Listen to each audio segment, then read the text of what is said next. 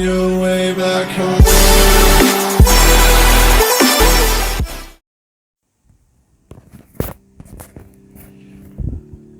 Hello, welcome back. Sorry I've been gone for a little bit, but I like to give. Now I'm back.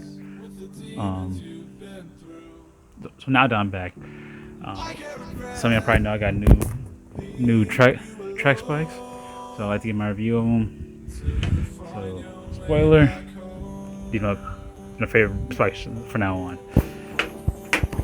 So one of the things I do like about these spikes that they're super lightweight, super thin, has a very tough upper.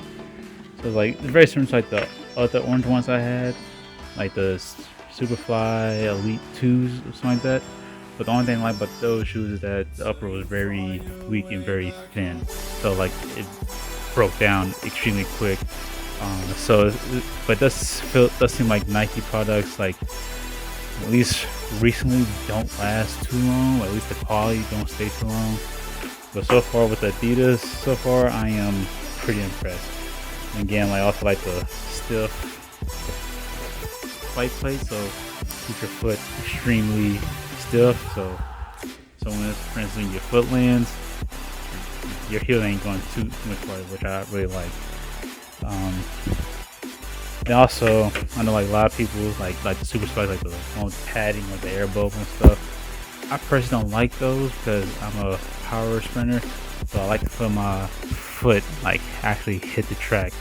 Because like in my mind, once my foot hits the track and I can feel that force into the track, I know when I'm getting my foot off. So like, but like with like the Air Maxes I was wearing, and I feel like with the other like super spikes, like the ones with padding and stuff, like I feel like that's gonna get in the way. In a way, it turns my foot off. So if anyone knows anything about the foot, is that the foot has a lot of ligaments and tendons and stuff, and your foot is actually made for you to walk, run, and sprint on.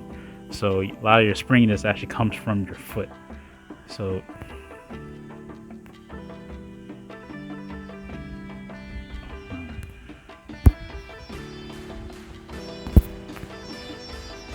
yeah, so I like without the padding, so I can essentially turn my foot on. So that's what I really like about these. Like they remind me very much of like the original orange spikes, the ones I wore all the way back years out when I was like at my best. So that's what it reminds me of. And then also got some new running shoes or day shoes. So as you can tell, these are barefoot running shoes. So the difference between normal running shoes and barefoot is that barefoot has very thin pad underneath, so your foot connects more with the ground. Then also toe space, so there's a lot of toe area, so your foot can actually kind of spread out and actually again use the tendon that's in your foot, so it basically turns your foot back on. There's no, especially now, like with shoes and everything, is all about comfortability and everything. And comfortability is nice to a certain degree because, like, without all the impact on stuff, like, you won't, like, it'll be less stress on your joints and everything. So you can essentially run without the thought of getting hurt or like feeling the impact and stuff. But the issue with that is, again, like those padding and stuff turns your foot off, and that causes a chain reaction between everything. So if your foot is not working properly, your ankles most likely not work properly, which means your calf don't work properly, which means your knees don't work properly, which means your quad and hamstring don't work properly, which means your hips don't work properly, and which means everything down the chain will be not working as they should. Now, granted, you can get away with it with just strength and just genetics, but generally, I like to do the barefoot just to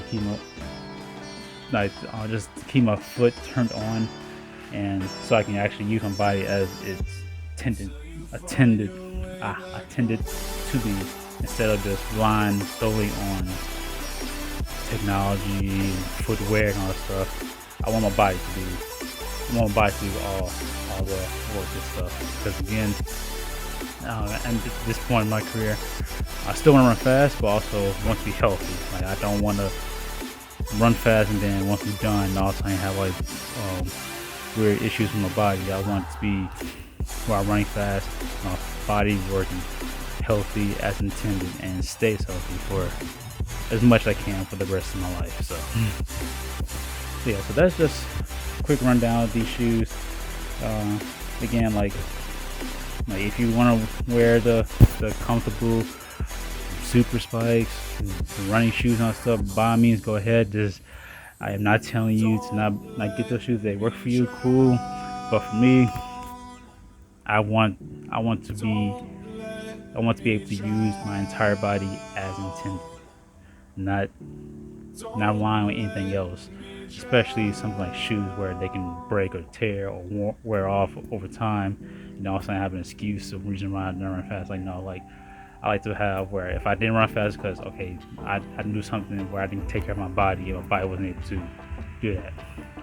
But also, before I go, I do like to give one con of the Adidas shoes.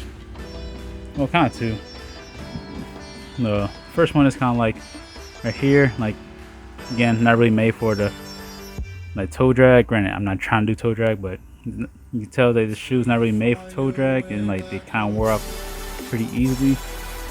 But at the same time, there's just a minor con. And one big con that I also don't like about, well, just like one thing I really don't like about these spikes is that the toe area, as you can see with barefoot, it's extremely narrow, and at times it does feel like my toe just cramped up, and like especially like squeezing that pinky toe sometimes, but at the same time kind of like my race ain't last 10 seconds, so like I can deal with being uncomfortable for that long time, and then I can go back to my running shoes and have my feet move around and stuff.